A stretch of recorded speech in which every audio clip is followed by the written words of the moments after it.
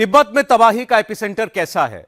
26 अगस्त को सुबह सुबह हिमालय कैसे दरकने लगा, कैसे धरती हिलने लगी और फिर हजारों टन मलबा पुल, मकान, दफ्तर, इंसान, पेड़ पौधे सबको उड़ाते हुए नेपाल की ओर कैसे चल पड़ा।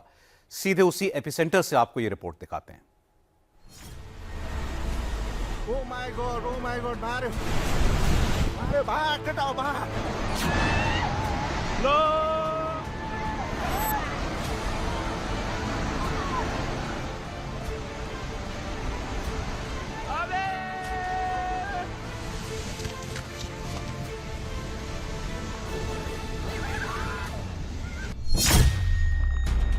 नेपाल में तबाही आने से ठीक पहले क्या हुआ, कहां हुआ, कैसे हुआ, इस पर चौंकाने वाला खुलासा हुआ है। 200 से ज्यादा लोगों की जान लेने वाले, 1300 से ज्यादा लोगों को लापता करने वाले नेपाल की विनाश लीला की इनसाइड स्टोरी रोंगटे खड़ी कर देने वाली है। यह दुनिया की 99th हाईएस्ट पीक लांगटांग लेरुंग है, जो काठमांडू के नॉर्थ से 45 किलोमीटर दूर स्थित है। इस पीक के ठीक नीचे बाईं तरफ के हिस्से को ध्यान से देखिए। नेपाल में तबाही की शुरुआत यहीं से हुई। सवाल है कि दुनिया की 99th हाईएस्ट पीक लांगटांग लेरुंग के ठीक नीचे इस जगह पर ऐसा क्या हुआ था जिसने तिब्बत से लेकर नेपाल तक भारी तबाही मचाई। 7,234 मीटर ऊंची और 23,734 फीट लंबी हिमालय की एक प्रमुख चोटी लांगटांग लेरुंग के पास आप जो ये गड्ढे नुमा चीज देख रहे हैं, सारी तबाही यहीं से शुरू हुई। सवाल है कि दुनिया के 99वें सबसे ऊंचे पीक लांगटांग लेरुंग में हुआ क्या था कि देखते ही देखते चंद सेकंड के भीतर नेपाल में फ्लैश फ्लड आ गया। बांध टूट गए, इमारतें तिनके की तरह बिखर गईं। फ्लैश फ्लड की रफ्तार इतनी ज्यादा कि जो कुछ भी उसके रास्ते में आया सब तहस नहस हो गया। तो चलिए एक एक करके आपको सारे सवालों के जवाब देते हैं।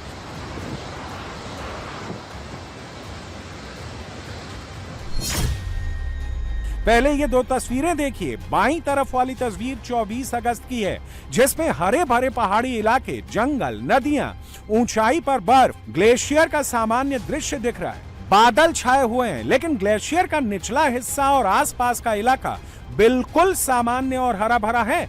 कहीं कोई बड़ा मलबा या बहाव का निशान नहीं है। दाईं तरफ वाली तस्वीर 26 अगस्त की है। सफेद तीर ऊपर की ओर उस जगह की ओर इशारा कर रहा है जहां ग्लेशियर का बड़ा हिस्सा टूटा। लाल तीर नीचे की ओर विशाल मलबे के जमाव की ओर इशारा कर रहा है।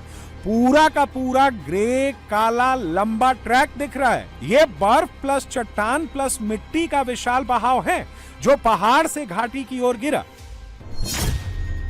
दरअसल लांगटांग लेरुंग पीक पर ग्लेशियर का बड़ा हिस्सा अचानक टूटकर बर्फ और चट्टान के रूप में घाटी में गिरा, जिसके बाद इस मलबे में लहंदे नदी में गिरकर अस्थायी बांध बना दिया। पानी पीछे जमा हुआ और दबाव बढ़ने पर बांध टूट गया। ये क्यों हुआ, अब ये समझिए।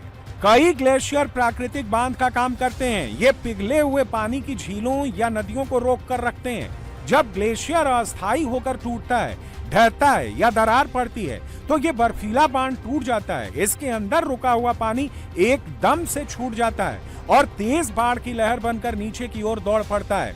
लांगटांग लेरुंग पीक पर ग्लेशियर का जो हिस्सा गिरा वो करीब 1.5 किलोमीटर चौड़ा और 1.4 किलोमीटर गहरा था। इसकी सिर्फ ऊंचाई की बात करें तो वो बुर्ज खलीफा से लगभग दोगुनी है।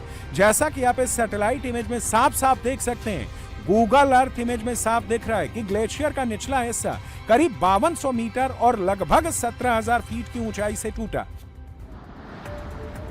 बर्फ और चट्टान का यही बड़ा हिस्सा लगभग 1200 मीटर यानी 3900 फीट नीचे घाटी में गिरा और लहंदे खोला नाम की नदी, जो भोटे कोशी नदी की सहायक नदी है और तिब्बत से नेपाल में आती है, उससे होते हुए आगे बढ़ा और नेपाल में तबाही मचा गया।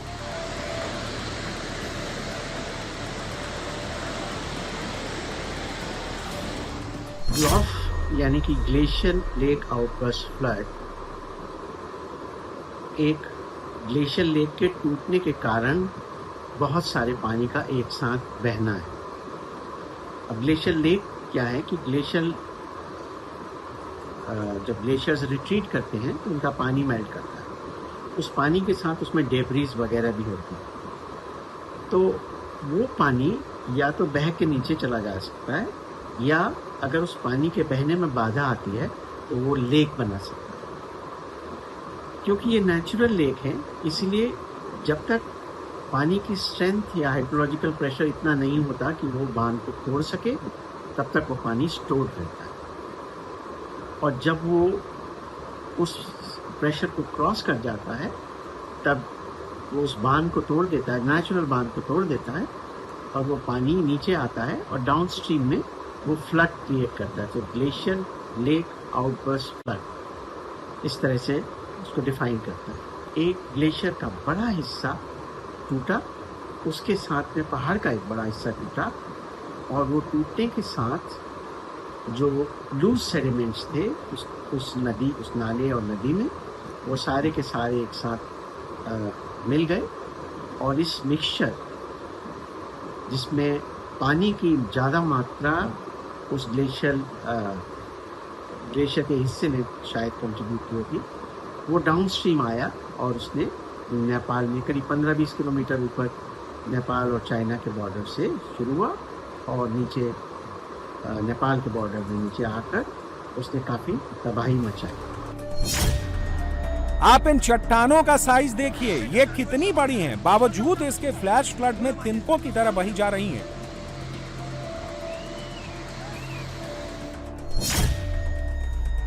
चोचेन खोला, चोचेन यानी कुएं का मुख, और खोला यानी छोटी नदी या झरना में ये फ्री फॉल इतनी पोटेंशियल एनर्जी पैदा करता है कि 200 किलोटन टीएनटी से ज्यादा यानी 10 से 15 हिरोशिमा बम जितना और 5.2 मैग्नीट्यूड का भूकंप जैसा झटका देता है। इतनी तेज टक्कर से बर्फ, पत्थर और स्नो तुरंत कीचड़ जैसा बन जाता है। दिखने वाली झील की जरूरत नहीं होती, ग्लेशियर के नीचे भी बहुत सारा पानी बहता रहता है। इतना बड़ा धमाका होता है, पहले ढहने के बाद ज्यादातर बर्फ, पत्थर, स्नो कीचड़ बन गया। फिर वो भारी ऊर्जा नीचे दौड़ी और सबसे पहले रसुआगढ़ी बॉर्डर क्रॉसिंग पर टकराई। यहाँ तक ढलान करीब 100 मीटर प्रति किलोमीटर है, जो काफी स्टीप है। बॉर्डर क्रॉसिंग बहुत तंग घाटी में बैठा है, उस पर पूरा जोर पड़ा। पहले ढहने की एनर्जी प्लस 20 किलोमीटर घाटी में नीचे आने की एनर्जी, आप इसे ये कह सकते हैं कि उस वक्त 30 से 40 हिरोशिमा बम जितना फोर्स रहा हो। अभी तो ये जस्ट हुआ है, बहुत सारे जांच चल रहे हैं, बट जो कॉमन कॉजेज होता है ये सब flash flood, flood events Himalayas में, एक होता है ग्लॉफ जो ग्लेशियर लेक आउटबर्स्ट फ्लड्स होता है, बट अभी इनिशियल जो जांच में देखा गया है कि वैसे सारा कोई लेक्स नहीं है। दूसरे होता है बहुत हेवी एक्सट्रीम रेनफॉल, वो भी नहीं है। तो मोस्ट लाइकली लोग जो प्रेडिक्ट कर रहे हैं ये एक रॉक आइस एवलांच है जो बेसिकली रिवर फ्लो को रोका है, उससे ये फ्लैश फ्लड जनरेट हुआ है। Now climate change of course one of the cause है कि ये सब इवेंट्स ज़्यादा हो रहा है बट इसको रोका जाने का आई थिंक कोई मुश्किल है। ओनली थिंग हम लोग जो कर सकता है कि जो रिवर का जो नॉर्मल रिवर बेड है उसमें अगर हम लोग जितना दूरी सेटलमेंट हो कि ये सब फ्लड्स में जितना मिनिमल ह्यूमन लॉस हो, of course hydro power plant इसमें तो लॉस होगा बट एटलीस्ट ह्यूमन लॉस, अगर सेटलमेंट थोड़ी ऊपर एलिवेशन में है तो हम लोग उससे थोड़ा ह्यूमन लाइफ लॉस हो सकता है। बट ये आगे भी हुआ है और मतलब पहले भी हुआ है और आगे भी होता रहेगा। अब सवाल है कि ग्लेशियल झील फटने से बाढ़ या फ्लैश फ्लड के हालात क्यों पैदा होते हैं। यह समझने के लिए आपको उसी लांगटांग लेरुंग पीक पर कुछ साल पहले आए एवलांच की तस्वीरें देखनी चाहिए। ग्लेशियर पीछे हटते समय अपने पीछे मलबे यानी मोरेन के बांध बना देते हैं जिनमें बड़ी झीलें बन जाती हैं। ग्लेशियर से बड़े बर्फ के टुकड़े टूटकर झील में गिरते हैं जिससे बड़ी लहर उठती है जो बांध को तोड़ देती है। इस दौरान हजारों घन मीटर प्रति सेकंड पानी बहता है जो अपने साथ में मिट्टी, पत्थर और बर्फ को भी बहाकर कई किलोमीटर तक तबाही मचाता है। जो नेपाल में कल ये डिजास्टर हुआ है mainly rock ice avalanche along with debris flow हुआ है। तो ये करीब 17,000 फीट के ऊपर ये शुरू हुआ है। जैसे 24 से 30 घंटे के बीच में जो भी गर्मी की वजह से, वार्म ह्यूमिड वेदर की वजह से जो पानी मतलब बर्फ़ थोड़ा पिघलता है तो वो जो बर्फ़ के अंदर जो क्रैक्स रहते हैं उसके अंदर गया है और वो एक पहाड़ का जो पत्थर रहता है उसके ऊपर बर्फ है, उस बीच में लुब्रिकेंट जैसा एक्ट किया है। तो वहाँ पे एक जेंटल स्लोप है, एक स्टीप स्लोप है। जहाँ पे स्टीप स्लोप शुरू होता है वहाँ का जो बर्फ है, जो मतलब बहुत थिक बर्फ है, वो टूट गया है। फिर वो वर्टिकली अराउंड 1.2 किलोमीटर नीचे वर्टिकल ड्रॉप हुआ है। तो वो ड्रॉप होने के बाद जो इम्पैक्ट हुआ है उसके कारण मतलब वो भूकंप जैसा मेजरमेंट हुआ है उसका, अप्रोक्सीमेटली 5.2 मैग्नीट्यूड। उसके बाद में ये mud debris as well as this rock ice, ये वो रिवर में जाके फ्लो हुए हैं and they created an artificial dam. तो वो आर्टिफिशियल डैम की वजह से रिवर का जो फ्लो रहता है उसमें धीरे धीरे पानी का लेवल बढ़ गया है एंड देन वो आर्टिफिशियल डैम जो बना था वो टूट गया और देन वो फ्लैश फ्लड जैसा आगे बढ़ा है। उसके कारण जितना जो हानि हुई है प्रॉपर्टी की और जनहानि हुई है वो सब उसके कारण हुआ है। और इसके बाद जो होता है वो नेपाल में पूरी दुनिया ने देख लिया। नेपाल का जो इलाका 25 अगस्त तक हरा भरा खूबसूरत दिख रहा था, वो इलाका अब नक्शे से ही गायब हो गया है। सब कुछ खत्म हो गया है। सामने ये वेटनरी हॉस्पिटल है जो कि जिसकी पूरी मंजिल करीबन 2 मंजिल तक मलबा आया और फिर उसके बाद ये मलबा चारों तरफ से अपने साथ सब कुछ बहा कर ले गया। जो बिल्डिंग का स्ट्रक्चर है वो डैमेज हुआ। यहाँ पे करीबन 10 फीट के लगभग अभी भी मलबा है और इसको निकालने का काम किया जा रहा है। यहाँ पर जो ट्रक था वो जैसे तैसे यहाँ पर गिरा और जो लोग यहाँ पर थे, जिनके घर यहाँ पर थे, उनको मौका नहीं मिला कि वो बाहर निकल सके, जिनकी दुकानें यहाँ पर थी। क्या नाम है आपका? मेरा नाम पप्पू कुमार ठाकुर है। आपकी कहाँ पे शॉप थी और अभी क्या हालत है? जो वहाँ पे देख रहे हैं ना आप, हाँ, डोजर है, वहाँ पे भी मेरा दुकान था। अभी अंदर ही है, कोई मालूम नहीं क्या है, नहीं उसमें पूरा भगा कर ले गया है, कुछ नहीं बचा हुआ। कोई पहले से कोई जानकारी थी कि ऐसा? जानकारी नहीं थी पहले से। 5 मिनट पहले खबर आया कि यहाँ पे पानी आने वाला है। बहुत आदमी थे, यहाँ पुल थी नहीं, उसमें लगभग 200 आदमी वीडियो बनाने के लिए बैठे हुए थे। वो भी अंदर मालूम ही नहीं है सब बचा कि नहीं बचा, उसके अंदर ही गया, कुछ मालूम नहीं चला अभी तक। वहीं दूसरी तरफ इस समय जेसीबी के जरिए मलबा निकाला जा रहा है, लेकिन स्थिति देखिए कि पानी का बहाव इतनी तेज था कि अपने साथ सब कुछ बहाता हुआ ले गया। ये जो शटर है, शटर के अंदर इस समय मलबा है क्योंकि फोर्सफुली वो बहुत ही अंदर की तरफ गया। वहीं दूसरी तरफ इधर से आप देखेंगे तो लोगों के जो घर थे वो घर पूरी तरीके से तहस नहस हो चुके हैं।